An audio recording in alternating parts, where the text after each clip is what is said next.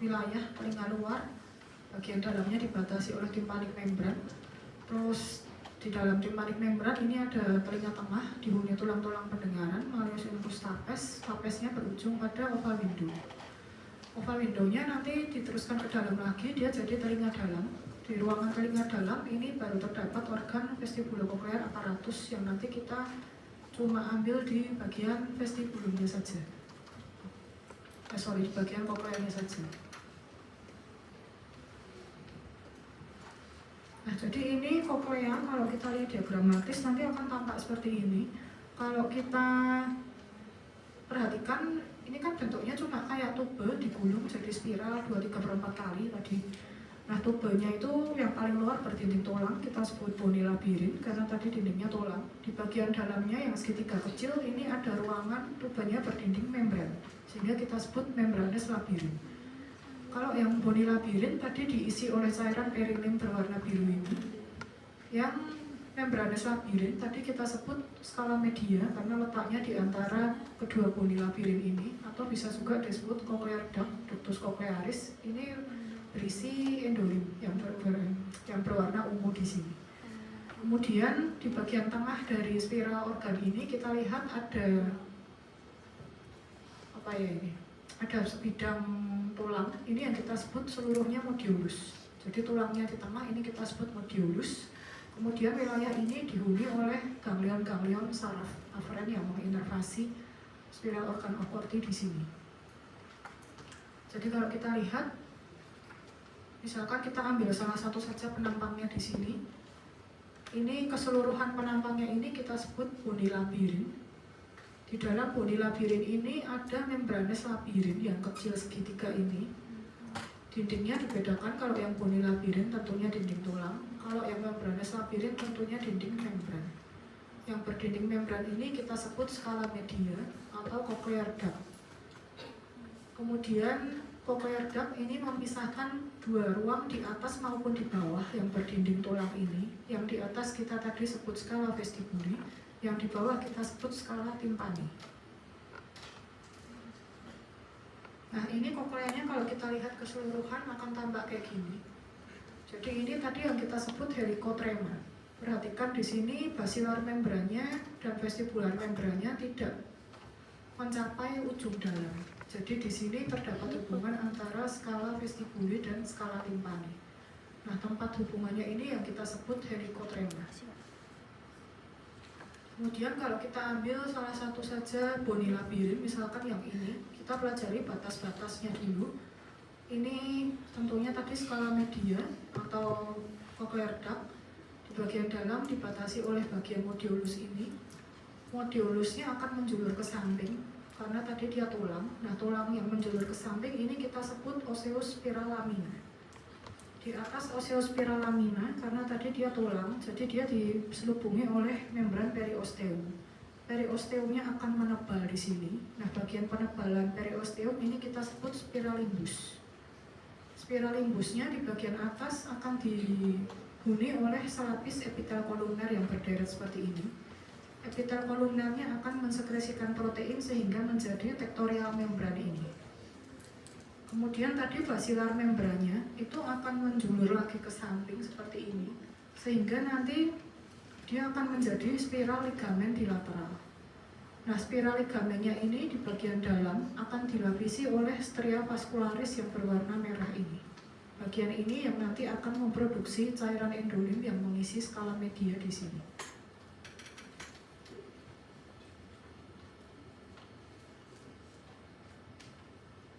Kemudian batas skala media pada bagian superior ini ada vestibular membran atau membran of Reisner. Di bagian basalnya tentu dia dibatasi basilar membran. Bagian sampingnya tadi dibatasi stria vascularis. Bagian dalamnya tadi dibatasi modiolus yang menjulur ke samping menjadi osseous spiral lamina.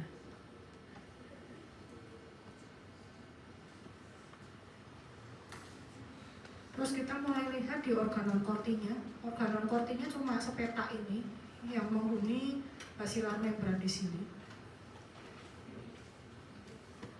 Jadi pada organon korti ini nanti enak ini aja. Ini tadi organon cortinya di sini. Ini skala medianya. Ini tadi skala vestibuli. Di bawahnya ada skala timpani. Ini organon cortinya, yang intinya hanya memberikan ruang untuk hair cell-nya atau mekanoreseptornya. Nah, hair cell-nya di organon corti ini ada pada 2 baris. Jadi ini ada hair cell bagian dalam, cuma 1. Kemudian ini hair cell pada baris luar, ada 3-5. Keduanya dipisahkan oleh suatu terowongan. Terus permukaan basolateral hair cell-nya di sini diselubungi oleh sel falangeal, sedangkan terowongannya ini dibatasi oleh kedua sel pilar. Bagian apek dari hair cell-nya sendiri diselubungi oleh tektorial membran.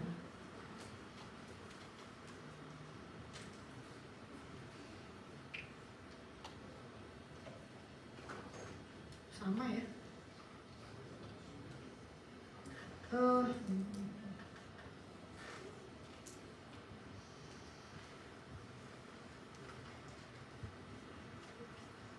Jadi ini tadi hair cell-nya kira-kira yang manakah?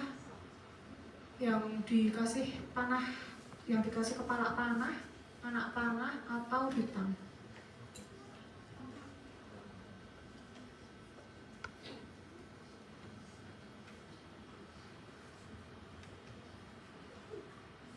Yang ketawa lah.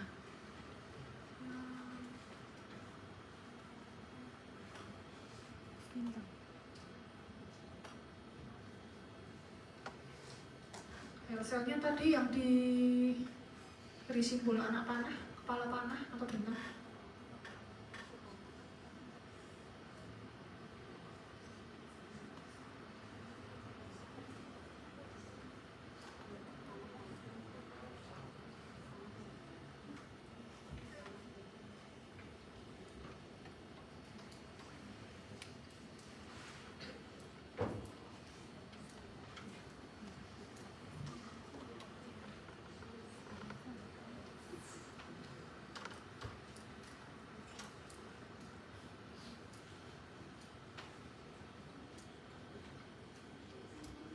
Jadi itu sebenarnya yang direkam cuma suaranya atau termasuk slide-nya tadi? Slide-nya? Kok di situ nggak kelihatan slide-nya ya? Videonya ini di broadcast gimana sih kok kayak gini?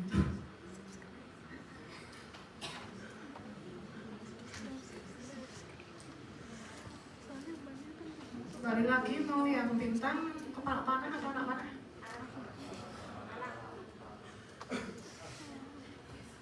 Yang kepala panah maupun anak panah ini keduanya hair cell ya. Yang kepala panah ini hair cell yang baris dalam, yang anak panah ini 3 sudah hair cell baris luar. Sekarang masuk ke kulit. Kulit tadi udah dikasih kuliah Bu Arum kan ya? Nah, ini integumen atau kulit. Si kulit ini dibagi jadi 3 wilayah. Ada epidermis, dermis, hipodermis. Pada dermis itu banyak derivat atau appendage-nya, terutama itu ada hair follicle-nya. Kemudian ada juga kelenjar sebasea. Ada juga di situ, tadi juga kelenjar sebasea. Yang tadi kelenjar sudorifera ya, kelenjar keringat. Yang ini baru kelenjar sebasea. Ada juga di situ struktur-struktur sensori. Kalau itu ada corpusculum pacini. Terus ada juga corpusculum Meissner, itu menghuni derma papilla di sini yang menonjol-nonjol ke atas.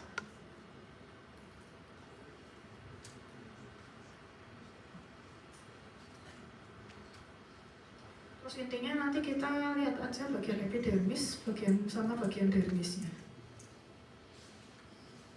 Kalau kita lihat tadi epidermis jelas tidak punya vaskularisasi ya, seperti struktur epitel pada umumnya. Epitel itu tidak punya vaskularisasi, jadi supaya dia dapat nutrisi dan oksigen harus selalu nempel ke dermis. Kalau dia sampai terpisah kayak gini, nanti epidermisnya ini keratinositnya pada mati. Nah, ini stratum atau lapisan epidermisnya, kita lihat dari paling eksternal dulu. Ini karena tadi dia harus selalu nempel dermis. Dermis terdiri dari jaringan ikat. Terus di atasnya ini seluruhnya epidermis. Epidermisnya ada yang terdiri dari 5 stratum atau 5 lapis kayak gini kalau kulit tebal. Tetapi ada juga yang cuma 3-4 lapis pada kulit tipis. Karena kalau pada kulit tipis biasanya tidak punya ini stratum lucidum. Nah, yang lapisan paling tebal di sini tentunya stratum spinosumnya. Mulai dari paling bawah ini ada stratum basale. Kemudian di atasnya persis yang paling tebal ini stratum spinosum. Terus di atasnya ada lapisan paling tebal, paling gelap, ini kita sebut stratum granulosum. Di atasnya ini stratum yang transparan, ini seperti ini kita sebut stratum lucidum kalau pada kulit tebal. Nah, yang paling eksternal ini baru stratum corneum. Pada stratum basale maupun stratum spinosum ini biasanya dihuni sel-sel lain juga selain keratinosit. Misalnya di sini ada sel melaninosit, ada sel Langhans, ada juga sel taktil atau sel Merkel. Nah, ini kalau kita lihat terjadinya keratinisasi mestinya juga udah kan ya? Ini tadi stratum basale ya. Jadi bentuk selnya di sini kalau kita lihat dia selalu ukurannya masih besar. Jadi bentuknya masih kuboid atau bahkan kolumnar. Kemudian kadang-kadang dia punya nukleusnya ganda gitu karena dia masih aktif mitosis. Kemudian sel-selnya selalu harus nempel pada basement membran di sini karena tadi dia tidak punya vaskularisasi di epidermis. Jadi dia akan ditempelkan ke basement membran oleh suatu junction yang namanya hemidesmosum. Terus antar sel-sel keratinosit yang ada di epidermis ini juga tidak ngambang sendiri-sendiri, tapi selalu terhubung oleh desmosum ini. Nah, ini tadi pada stratum basale, sel-sel keratinositnya berbentuk kuboid atau bahkan kolumnar, kemudian dia masih aktif mitosis. Kemudian di sini dia juga masih punya organel-organel, punya nukleus, punya ribosom, punya Golgi apparatus, punya retikulum endoplasma. Karena di sini nanti dia masih aktif memproduksi protein yang kita panggil keratin. Nah, keratinnya itu makin sel keratinositnya berdiferensiasi akan makin banyak diproduksi sehingga kemudian sel keratinositnya dari stratum basale pindah ke atas ke stratum spinosum. Nah, sekarang dia makin banyak memproduksi protein keratin. Protein keratinnya nanti berhubungan dengan filagrin dan kawan-kawan lain sehingga membentuk bundel-bundel. Jadi bundelnya itu kita sebut tonofibril. Nah, tonofibrilnya itu nanti ujung-ujungnya nempel ke desmosum di sini. Sehingga nanti saat pemrosesan jadi preparat, nanti sel keratinositnya itu kan menyusut. Sehingga tadi bundel tonofibrilnya itu akan menjulur keluar sel sehingga jadi kayak duri atau spina. Sehingga stratum ini kita sebut namanya tadi stratum spinosum karena selnya seperti punya duri-duri. Nah, kemudian dari sini nanti produksi keratinnya akan meningkat, kemudian selnya berdiferensiasi, makin matur, keratinositnya pindah lagi ke lapisan di atasnya ke stratum granulosum. Nah, di sini keratinnya akan bergabung dengan protein-protein lain, kemudian menjadi granul. Granulnya kita sebut keratohyalin. Kemudian granul keratohyalinnya ini menghuni sitoplasma keratinositnya ini dan memberikan warna gelap. Sehingga tadi pada stratum granulosumnya jadi warnanya paling gelap. Selain granul keratohyalin, di sini selnya keratinositnya juga memproduksi lamellar bodies. Nah, kalau lamellar bodies ini bukan protein tetapi lipid, lemak. Nah, lipidnya akan disekresikan keluar sel keratinosit ini sehingga nanti membungkus bagian luar keratinosit ini dan membuat suatu barrier yang tidak tembus air. Jadi nanti granul keratohyalin maupun lamellar bodies-nya ini akan memberikan suatu perlindungan fisik karena tadi dia akan menghalangi kehilangan hidrasi dari dalam kulit maupun menghalangi masuknya benda asing dari luar ke dalam. Nah, dari sini dari stratum granulosum keratinosit makin berdiferensiasi matur, kemudian dia pindah ke stratum lucidum. Di stratum lucidum ini produksi proteinnya akan berhenti, kemudian nukleus sama organel lainnya akan hilang. Sehingga nanti stratum lucidum itu jadi transparan karena isinya hilang. Jadi isinya dia hanya dihuni oleh protein-protein keratin tadi, kemudian di sini makin matur lagi dia pindah ke stratum corneum ini. Nah, pada stratum corneum ini jadi selnya sudah mati karena dia tadi tidak punya nukleus maupun organel lain dan hanya berisi protein. Karena tadi sudah mati, jadi sel-sel di sini kalau nanti terjadi gesekan atau perlukaan, ini seterusnya akan terdesquamasi atau luruh gitu.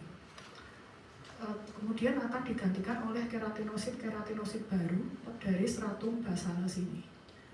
Kemudian tadi pada stratum basale kan dia masih aktif mitosis. Kadang-kadang mitosisnya juga masih terjadi pada stratum spinosum. Jadi stratum basale dan stratum spinosum ini keduanya kita sebut stratum germinativum karena kadang-kadang masih aktif membelah. Nah, ini kalau di bawah mikroskop akan tampak kayak gini kulitnya. Ini tadi dermisnya ya. Karena di sini lebih banyak jaringan ikatnya, jadi di sini tentunya sel-selnya akan kelihatan lebih sedikit dibandingkan epidermis.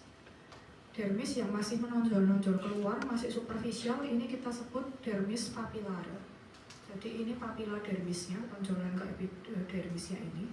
Ini saling saling ngelok gitu. Jadi epidermisnya menjulur ke dalam, sedangkan dermisnya menjulur keluar. Jadi dia akan saling berikatan.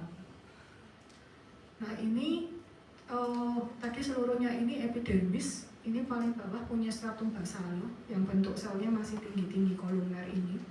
Kemudian keratinositnya atur memproduksi keratin, dia pindah ke atas ke stratum spinosum. Nah, stratum spinosumnya ini kalau kita lihat di perbesaran kuat akan tampak kayak gini. Jadi ini tadi tampilan khasnya stratum spinosum, keratinositnya punya tonjolan duri-duri. Yang tadi disebabkan oleh protein tonofibril yang menjulur keluar. Terus dari stratum spinosum tadi keratinositnya makin matur pindah ke stratum granulosum ini yang warnanya sangat gelap karena tadi sitoplasmanya terisi granul keratohyalin.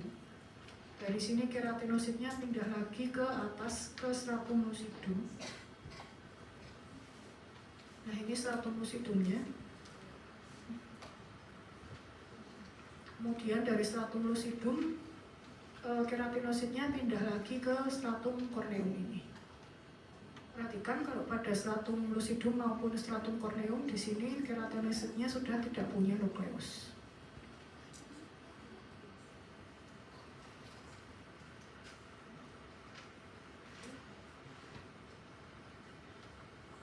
Nah, ini di stratum basale. Nanti di stratum basale besok adik-adik kemungkinan akan nemu sel kayak gini. Bedanya sama keratinosit di atas maupun di lateralnya apa ya?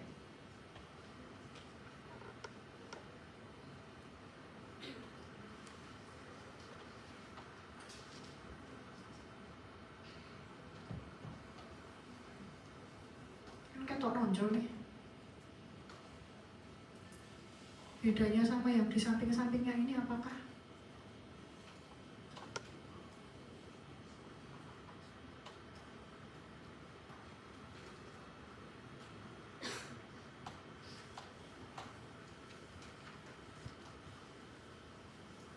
Kalau ini sitoplasmanya jernih ya. Jadi di sitoplasmanya itu warnanya nggak keunguan kayak gini.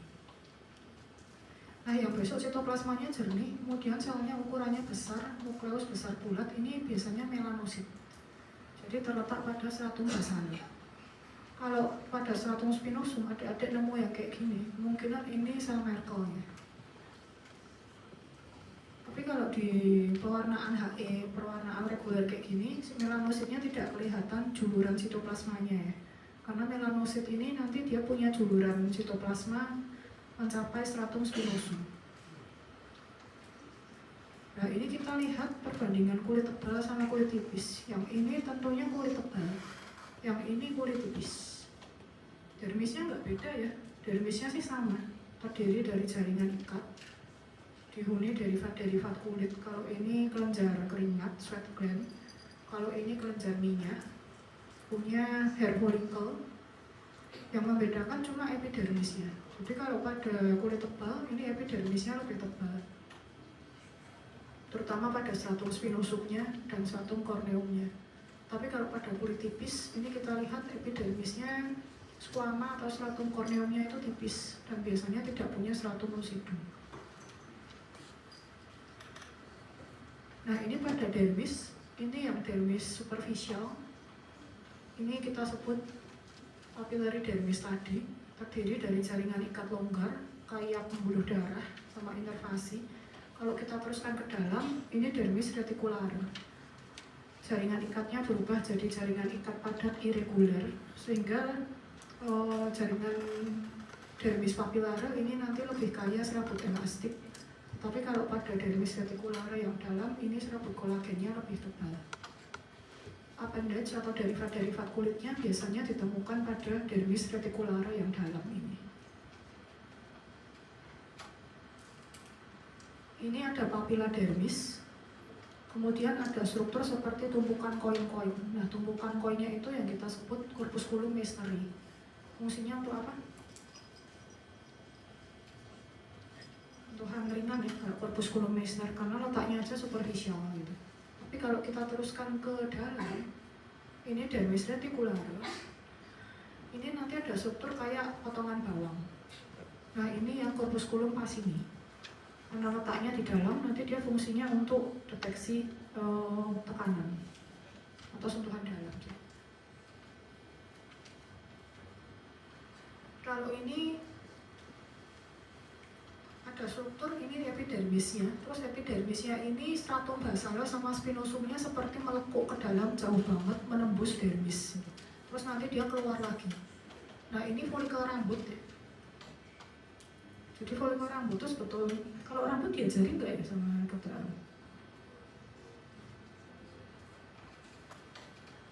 Diajari ya. Jadi rambut itu kan sebetulnya cuma lekukan stratum basale sama spinosum, terus dia tumbuh lagi keluar gitu. Nah, pada rambut ini biasanya bermuara glandula sebasea atau kelenjar minyak seperti ini. Kelenjar minyaknya terdiri dari kumpulan sebosit. Jadi sel-sel epitel kuboid besar, kemudian khasnya sitoplasmanya itu pucat. Kemudian biasanya punya vakuola atau gelembung-gelembung lipid. Nah, kalau ini kelenjar keringat. Kelenjar keringatnya ada dua jenis, ada ekrim dan apokrim. Nah, yang ini kelenjar keringatnya ada yang bermuara langsung ke epidermis, jadi dia langsung membuka ke epidermis, tapi ada juga yang membukanya ke folikel rambut. Nah, kalau pada kelenjar keringat ini sel epitelnya, sitoplasmanya berwarna lebih biru atau lebih keunguan, bedakan dengan kelenjar sebasea seperti ini yang sitoplasmanya berwarna lebih pucat. Mungkin itu aja, ada yang mau ditanyakan dulu?